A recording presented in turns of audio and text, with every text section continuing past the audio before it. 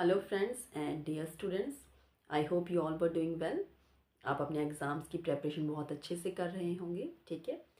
मैं अपने चैनल पर जो है वो आरआरबी जो अपकमिंग एग्ज़ाम है नर्सिंग सुपरिटेंडेंट के लिए उसकी प्रिपरेशन करवा रही हूँ और डिफरेंट लेक्चर्स जो हैं वो आपको सीएचओ एग्ज़ाम्स के लिए और डिफरेंट स्टेट नर्सिंग के जो एंट्रेंस एग्ज़ाम्स हैं उसके ऊपर भी आपको अलग से वीडियोस देखने को मिलेंगी। मैं अपने व्यूअर से रिक्वेस्ट करती हूँ कि आप कंटेंट को कंप्लीट सुनिए, पूरा सुनिए, ठीक है। और मैंने जो आरआरबी की जो मैंने वीडियोस डाली हैं, ठीक है, इनमें आप देख सकते हैं जितने भी क्वेश्चंस हैं वो प्रीवियसली किसी न किसी एग्ज़ाम्स में आए हुए हैं। जितने भी नर्सिंग के एंट्रेंस एग्ज़ाम्स होते हैं उनमें प्रीवियसली ये क्वेश्चंस आए हैं, रिपीट हुए हैं, ठीक है। इसलिए मैंने इनको अपने इन लेक्चर्स में इंक्लूड किया है सो दैट आपकी प्रेपरेशन जो है वो अच्छे से हो और आपका एग्ज़ाम क्लियर करने में काफ़ी अच्छे से हेल्प हो। तो आई होप आपको वीडियो लेक्चर्स अच्छे लगते हो, कंटेंट समझ में आता हो, तो चैनल के साथ बने रहें और चैनल को सब्सक्राइब करें। वीडियोज़ को जितना हो सके तो लाइक एंड शेयर करें। सो स्टार्ट करते हैं क्वेश्चन से। क्वेश्चन देखिए, बॉक्सर्स मसल्स इज, ठीक है। तो जो बॉक्सर्स मसल्स मीन जो बॉक्सिंग करते हैं, ठीक है, जो पर्सन बॉक्सिंग प्रोफेशन में होते हैं, ठीक है, तो उनकी जो मसल्स होती हैं जिन्हें हम बॉक्सर्स मसल कहते हैं वो कौन सी मसल्स होती हैं। ऑप्शंस देखिए, biceps brachii, brachioradialis, deltoid, serratus anterior, ठीक है। तो यहाँ पर जो बॉक्सर्स मसल्स जिस मसल्स को हम कहते हैं वो हैं हमारे पास ऑप्शन डी सीरेटस एंटीरियर, ठीक है। तो इनका लोकेशन क्या होता है, कहाँ पर लोकेट होती है, मैं आपको दिखा देती हूँ। यहाँ पर आप देखिए, ये मसल्स होती हैं हमारे पास, ठीक है, इन्हें हम कहते हैं सीरेटस एंटीरियर, जो कि बॉक्सर्स मसल्स होती हैं, ठीक है। तो ये साइड ऑफ जो रिब केज होता है ऑन बोथ द साइड्स वहाँ पर होती हैं, ठीक है। नेक्स्ट क्वेश्चन देखते हैं, heart beat is initiated by, ठीक है, जो हमारी हार्ट बीट होती है, ठीक है, वो कहाँ से इनिशिएट होती है, कौन उसको इनिशिएट करता है, AV node, SA node, Purkinje fibres and bundle of His, ठीक है। तो ये क्वेश्चन पहले भी काफ़ी बार रिपीट हुआ है, ठीक है। तो इसका जो right answer that is the SA node, cyano atrial node हम इसे कहते हैं। और ये कहाँ पर लोकेट होता है, ये हमारे पास लोकेट है यहाँ पर, ठीक है। जो हमारे पास सुपीरियर वेना कावा का जो ओपनिंग होता है इन द राइट एट्रियम, वहाँ पर जो है ये साइनस जो नोड है हमारे पास साइनोट्रियल नोड, उसकी ओपनिंग होती है, ठीक है। तो यहाँ से जो है वो जो इम्पल्स है वो इलेक्ट्रिक इम्पल्स है वो जनरेट होता है, ठीक है। फिर एवी नोड को पास होकर फिर हमारे पास हमारे पास जो ब्रांचेस हैं यहाँ से और पूरा जो पुरकिंजे फाइबर्स के थ्रू पूरा जो हार्ट की जो मसल्स हैं उनको स्प्रेड होते हैं और ये जो कॉन्ट्रैक्टिलिटी है हार्ट की वो मेंटेन रहती है और हार्ट की बीट्स कंटिन्यू रहती हैं, ठीक है। Next question, which of the following is not a part of portal vein, ठीक है। तो पोर्टल वेन का पार्ट नहीं है, वो कौन सी वेन है जो पोर्टल वेन का पार्ट नहीं है। ऑप्शंस आप देखिए, splenic when, hepatic vein, gastric when and cystic when, ठीक है। तो हिपैटिक वेन जो है वो पोर्टल वेन का पार्ट नहीं है। मैं आपको दिखा देती हूँ, यहाँ पर आप देखिए, ठीक है। ये हमारे पास जो है ये हमारे पास पोर्टल वेन है, ठीक है। और ये हमारे पास सिस्टिक वेन, इसके पार्ट में इसको इन्वॉल्व किया गया है। फिर गैस्ट्रिक वेन्स यहाँ पर लाई गई हैं, ठीक है, और स्प्लेनिक वेन इसके साथ जुड़ी हैं। तो ये सब यहाँ पर हमारे पास जो है वो पोर्टल वेन के साथ लिंक में है, ठीक है। और हिपैटिक वेन जो है वो इसके ऊपर हमारे पास लीवर्स के साथ होती हैं, जैसे ये है। तो ये हमारे पास यहाँ पर हिपैटिक वेन है, आप देख सकते हैं। पोर्टल वेन नीचे रह जाती है, ठीक है, इसके अलग से। और ये सब जो यहाँ पर है वो ये सारा हिपैटिक वेन्स ऊपर से रह जाती हैं, ठीक है। तो ये यहाँ पर पोर्टल वेन के साथ अटैच नहीं हो, तो पोर्टल वेन का पार्ट में नहीं आती है, ठीक है। बाकी सभी आएंगी, मैंने आपको बता दिया। नेक्स्ट क्वेश्चन देखिए, volume of blood pumped by the heart during 1 minute, 1 minute में जो है वो हमारा जो हार्ट है वो 1 मिनट में कितना ब्लड जो है वो पंप करता है, नॉर्मल हेल्दी एडल्ट का हार्ट, ठीक है। 1000 ml पर मिनट एंड 1500 ml पर मिनट, 2000 ml पर मिनट, 5000 ml पर मिनट, ठीक है। तो इसका जो राइट आंसर है 5000 ml पर मिनट। ये लीटर में भी आपके पास हो सकता है, ठीक है। अगर वैसे 5 लीटर पर मिनट अगर ऑप्शन दी होगी तो उतना ही हमारे पास जो है वो 1 मिनट में हमारा हार्ट जो पंप करता है, ठीक है। नेक्स्ट क्वेश्चन देखते हैं, regulation of pH with in the body is done by, हमारी बॉडी में जो पीएच होता है, ठीक है, तो उसको कौन रेगुलेट करता है। ऑर्गन्स देखिए, spleen, liver, heart and kidney. तो किडनी जो है वो बेसिकली हमारी बॉडी में जो ब्लड को प्यूरिफाई करती है जो वहाँ से जो है वो हमारे पास जो प्योर ब्लड होता है उसको बॉडी में वापस से वे भेज देते हैं, और जो हमारे पास जो इम्प्योरिटीज़ होती हैं, ठीक है, जो वेस्ट होता है वो बॉडी से एक्सक्रीट हो जाता है, और बॉडी का जो पीएच है उसको मेंटेन करके रखती हैं किडनीज, ठीक है। नेक्स्ट क्वेश्चन देखते हैं। पार्शियल और complete loss of smell, sense of smell is termed as, ठीक है। कोई इंडिविजुअल जो जैसे हम सब स्मेल करते हैं, ठीक है, कि हाँ ये बहुत ही अच्छी खुशबू है, ठीक है, ये फाउल स्मेल है, तो हम स्मेल करके बताते हैं, ठीक है। तो पार्शियल और कंप्लीट लॉस अगर किसी के इंडिविजुअल का हो जाता है कि अभी उसका जो सेंस है स्मेल का वो बिल्कुल भी नहीं है, ठीक है, तो उसे हम क्या कहेंगे? ऑप्शंस देखिए, एनॉक्सिया, एनहेडोनिया, एनोस्मिया एंड एस्फेजिया, ठीक है। तो यहाँ पर जो राइट आंसर हमारे पास रहेगा दैट इज़ द एनोस्मिया, ठीक है, एनोस्मिया। तो आप इसको याद रखने के लिए कैसे कर सकते हैं? स्मिया, स्मिया, ठीक है। देखिए स्मिया मीन्स स्मेल, स्मेल से कुछ ऐसे आप इसको याद रखिएगा सो दैट आपको कभी भूले ना, ठीक है। और एनॉक्सिया तो आपको पता है लैक ऑफ ऑक्सीजन हो जाता है बॉडी पार्ट्स में, ठीक है, और ये एक्सट्रीम फॉर्म है हाइपोक्सिया का, एनॉक्सिया, ठीक है, जिसकी वजह से ब्रेन डैमेज हो सकता है, ऑर्गन फेलियर हो सकता है अगर बॉडी को प्रॉपर ऑक्सीजन सप्लाई ना हो। एनहेडोनिया क्या होता है? एनहेडोनिया मीन्स कोई इंडिविजुअल जिसको प्लेजर फील नहीं होता है, ठीक है, वो खुश नहीं रहता है, ठीक है, कोई एक्टिविटीज़ जिसको करने से उसे पहले प्लेजर फील होता था अभी नहीं होता है, तो उसे हम कहेंगे एनहेडोनिया, ठीक है। और एस्फेजिया, एस्फेजिया जो है ये एक लैंग्वेज डिसऑर्डर है। कैसा डिसऑर्डर है? एक लैंग्वेज डिसऑर्डर है, ठीक है, जो एक पर्सन का जो एबिलिटी है कम्युनिकेट करने का वो अच्छे से नहीं कर पाता है, ठीक है।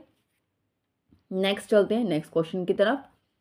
विच position is given to a child after lumbar puncture, ठीक है, लंबर पंचर बच्चों में करते हैं, ठीक है, सेरेब्रोस्पाइनल फ्लूइड को एस्पिरेट करने के लिए, सैंपल लेने के लिए, ठीक है, तो लंबर पंचर में हम बच्चों को जो है वो ऐसे इस तरीके से जो है वो पोजीशन देते हैं, ठीक है, या सिटिंग भी देते हैं बिठा के, बट बच्चों में हम कोशिश करते हैं कि इस तरीके से एक साइड लाइन पोजीशन उनको देते हैं, ठीक है। तो यहाँ पर क्या है, जब उनका लंबर पंचर हो गया उसके बाद, ठीक है, उसके बाद कौन सी पोजीशन देंगे? Supine with pillow, supine without pillow, side line and prone. तो हम क्या देंगे? सुपाइन देंगे विदाउट पिलो, ठीक है। नेक्स्ट क्वेश्चन देखिए, maximum time for suctioning for airway suction, ठीक है, तो एयरवे किसी का हम सक्शनिंग कर रहे हैं, ठीक है, उसके एयरवे को प्रॉपर क्लीन करने के लिए, तो वहाँ पर जो मैक्सिमम टाइम सक्शनिंग के लिए हम क्या कंसिडर करेंगे? 5 to 10 seconds, not more than 10 to 15 second, 1 minute 30 second. तो हम क्या देखेंगे? Not more than 10 to 15 second, इससे ज़्यादा नहीं होना चाहिए, इस विद इन दिस ड्यूरेशन हमें सक्शनिंग करनी है, ठीक है। Next question, standard precaution requires the use of protective I wear, ठीक है, तो हम प्रोटेक्टिव आई वियर्स अगर करते हैं, ठीक है, आई वियर को वियर करता है तो वो स्टैंडर्ड प्रिकॉशंस हम लेते हैं, बट कौन से केसेस में ज़्यादा हमें यूज़ करना पड़ता है आई वियर, ठीक है।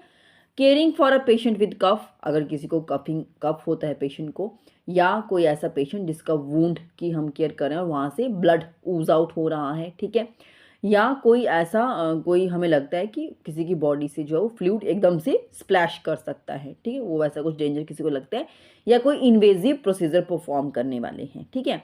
तो इन सभी ऑप्शंस में जो हमारे पास जो स्टैंडर्ड प्रिकॉशंस जो हम यूज़ करते हैं फॉर प्रोटेक्टिव आईवीआर को, तो वो किस केस में ज़्यादा करते हैं? जब हमें लगता है कि हम किसी की बॉडी से इमीडिएटली कोई फ्लूइड स्प्लैश कर सकता है हमारे ऊपर, हमारी बॉडी पे, तो वो आईवीआर भी। बाकी तो पूरा हम गाउनिंग, ग्लविंग, मास्क सब चीज़ें वियर करते हैं, बट आईज को भी प्रोटेक्ट करना पड़ता है, ठीक है। Next question, when a pulse rate is irregular, अगर किसी एक पर्सन का पल्स रेट जो है वो इरेगुलर आ रहा है, तो बेस्ट जो होगा way to count the pulse वो कैसे होगा? Apical pulse for 30 second, apical pulse for a full minute, radial pulse for 30 second, radial pulse for a full minute. तो हम क्या करेंगे? एपिकल पल्स लेंगे फॉर फुल 1 मिनट के लिए, ठीक है। एपिकल पल्स का लोकेशन आप देख सकते हैं, दिस इज़, ये जो हमारे पास ब्लू में ही है, ये हमारे पास एपिकल पल्स का लोकेशन है, ठीक है। तो आप इस तरीके से कर सकते हैं, सेंट्रल नोच हमारे पास यहाँ होती है, तो इस तरीके से आप देख सकते हैं, ठीक है। या यहाँ से आप जो हमारे पास मिड क्लेविक जो हमारे पास क्लेविकल होता है, इसका मिड क्लेविकल एक पोर्शन लेंगे, और सेकंड इंटरकोस्टल स्पेस यहाँ पर आया, ठीक है, फिर थर्ड, फोर्थ, फिर फिफ्थ आता है, ठीक है, तो इस तरीके से आप एक देख सकते हैं, तो वहाँ पर जो है वो आपका एपिकल पल्स, आप उसको अच्छे से लोकेट कर सकते हैं, ठीक है। Next question, how a nurse teach breathing exercises to a client with chronic bronchitis, ठीक है। तो हमारे पास जो नर्स हैं, ठीक है, नर्स कैसे टीच करेगी ब्रीदिंग एक्सरसाइजेस किसी एक क्लाइंट को जिसको क्रॉनिक ब्रोंकाइटिस हुआ है, ठीक है। ऑप्शंस देखिए, use open mouth breathing, use chest breathing, use deep inhalation breathing and use diaphragmatic breathing, ठीक है। तो एक क्लाइंट जो क्रॉनिक ब्रोंकाइटिस का पेशेंट है उसको ब्रीदिंग एक्सरसाइज टीच करने के लिए जो नर्स है वो करेगी डायफ्रैग्मेटिक ब्रीदिंग का, उसको टीचिंग देगी, ठीक है। कैसे होती है डायफ्रैग्मेटिक ब्रीदिंग मैं आपको दिखा देती हूँ। कुछ इस तरीके से जो है वो आप डायफ्रैग्मेटिक ब्रीदिंग का दिखाएंगे, ठीक है।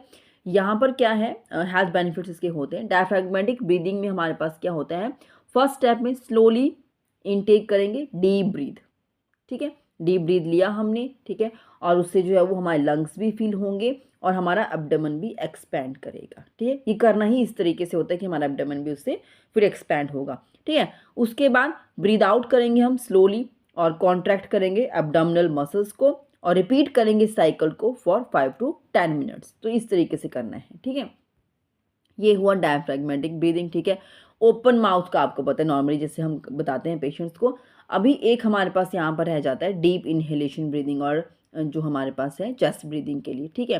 तो यहाँ पर चेस्ट ब्रीदिंग का हमारे पास कैसे रहेगा, चेस्ट ब्रीदिंग में हमारे पास क्या होगा, सेम है जैसे इंटरकोस्टल मसल्स इसमें कॉन्ट्रैक्ट होंगी, ठीक है। और इसमें लंग्स जो है वो कम्प्लीटली एक्सपैंड नहीं होंगे, फुली एक्सपैंड नहीं होंगे, क्योंकि हम थोड़ा सा शैलो ब्रीद करेंगे ताकि फुली लंग्स फुल हो के एब्डोमेन तक ना जाए, ठीक है।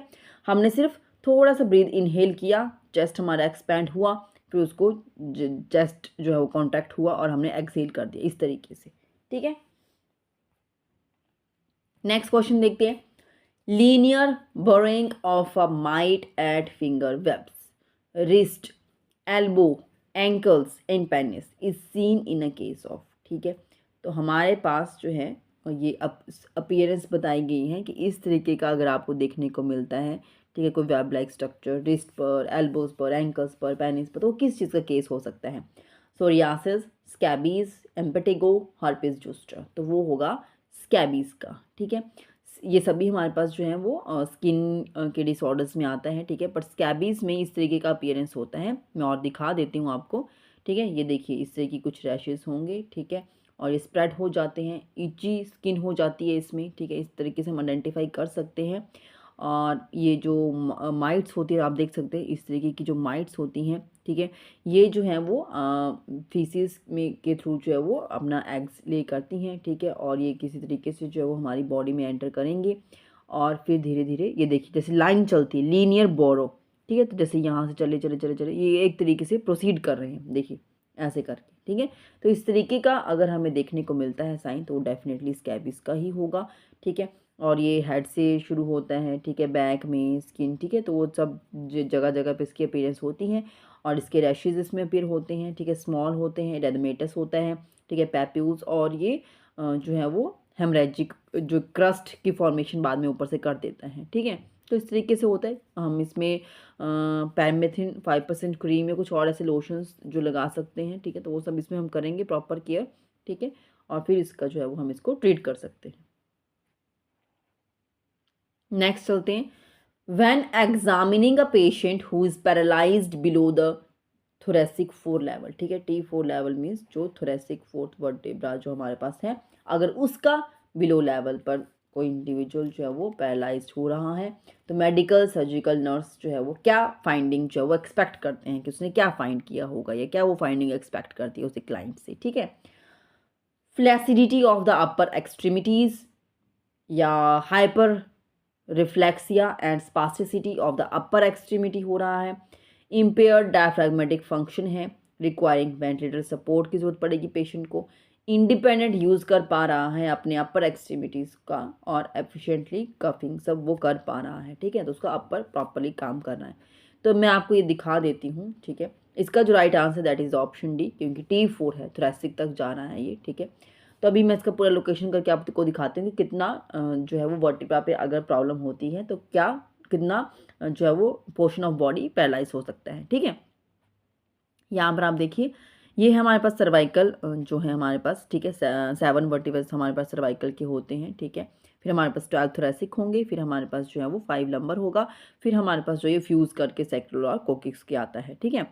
तो यहाँ पर आप देख सकते हैं अगर हमारे पास C4 इंजरी होती है तो टेट्राप्लेजिया होगा, ठीक है। यहाँ पर कंप्लीट पैरालिसिस है, नेक के नीचे आप देख सकते हैं कंप्लीट पैरालिसिस, पूरा बॉडी दिख रहा है, ठीक है।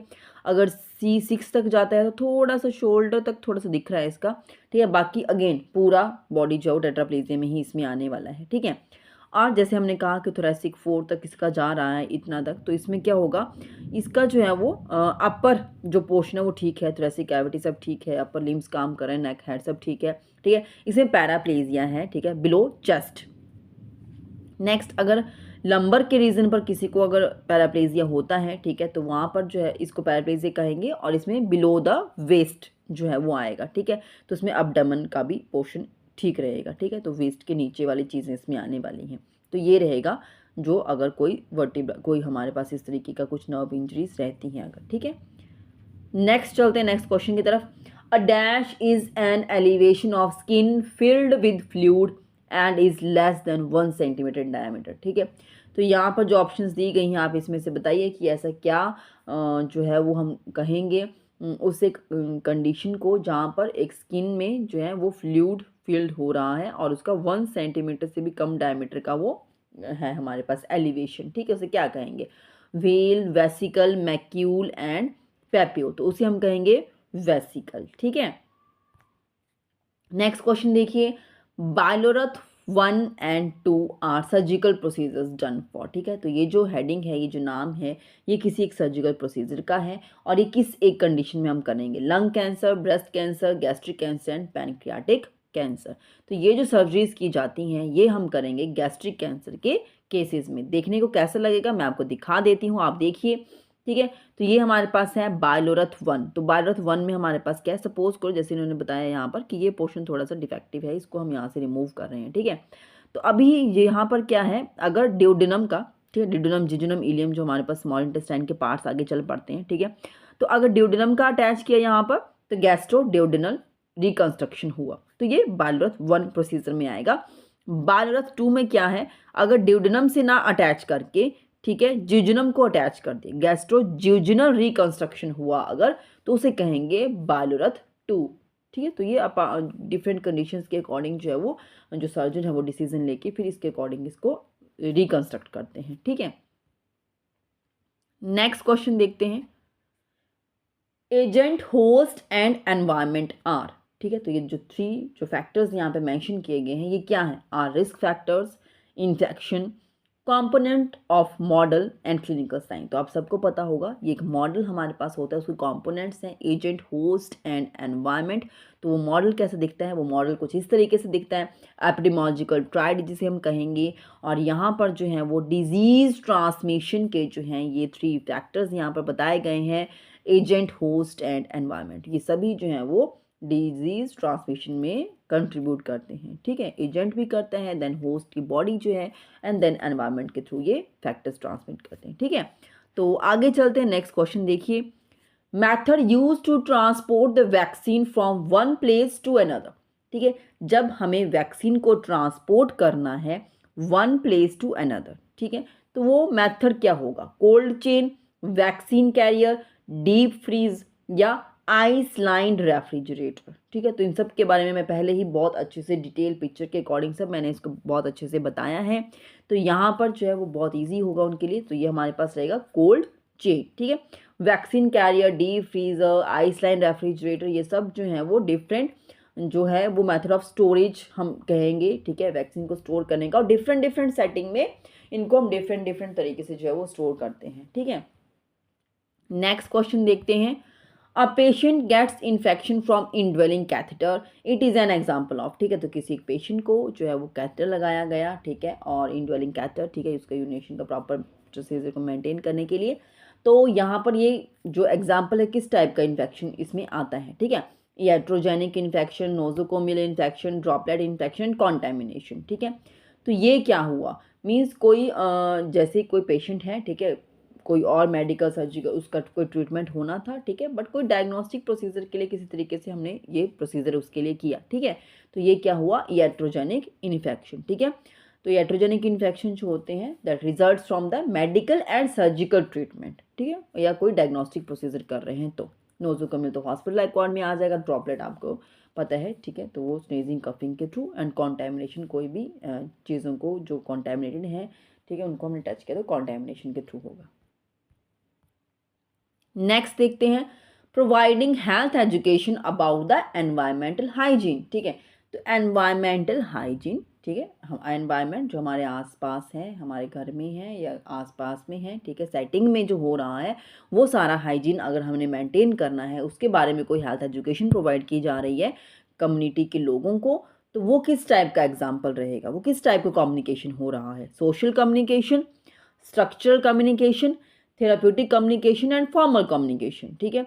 तो ये रहेगा हमारे पास स्ट्रक्चरल कम्युनिकेशन, ठीक है। तो ये क्या है, स्ट्रक्चरल कम्युनिकेशन। एनवायरनमेंट की सेटिंग में कुछ चेंजेस लाएंगे, उसको उसमें चेंजेस लाने पड़ेंगे, तभी हम प्रॉपर्ली हाइजीन को मेंटेन कर पाएंगे। तो देयर इज सम स्ट्रक्चरल जो है वो टीचिंग या कुछ इस तरीके से हम बता सकते हैं, उनको एडवाइस करें कुछ चेंजेस लाने के लिए, तो वो क्या हुआ हमारे पास स्ट्रक्चरल कम्युनिकेशन, ठीक है।